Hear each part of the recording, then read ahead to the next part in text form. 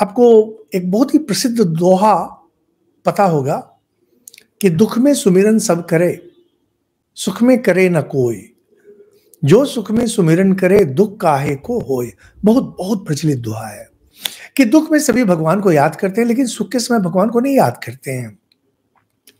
कोई व्यक्ति अगर सुख में भी भगवान को याद करे तो उसे दुख भला क्यों हो।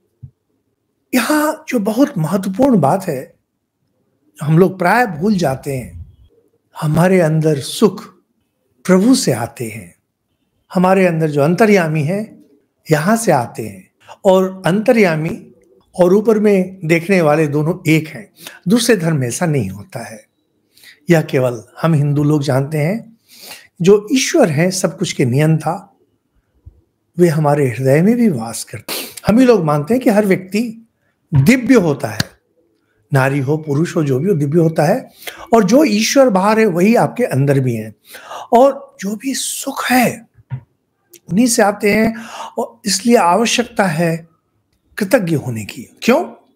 देखिए, दुख और सुख आते ही रहते हैं, हर किसी को आते हैं। भगवान रामचंद्र जी को भी दुख आया था। साधारण व्यक्ति जब दुख आता है उसकी बाढ़ में बह जाता है, पता ही नहीं चलता कहां गए। सुख वह अवस्था है जिसमें हम लोग थोड़ा स्थिर हो पाते हैं।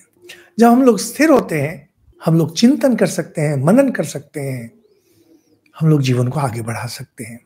दुख भी हमें आगे बढ़ाता है, निस्संदेह।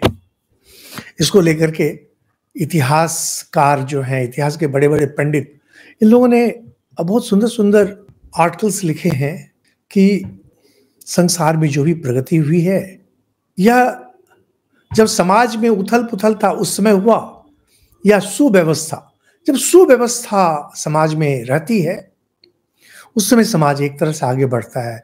और जब उथल पुथल हो तो देखिए व्यक्ति अपनी जान बचाने में ही लगा रहता है। इसीलिए जब सुसमय आता है, सुख आता है, जब सब कुछ चारों तरफ शांत हो, तो कृतज्ञ होना पड़ता है।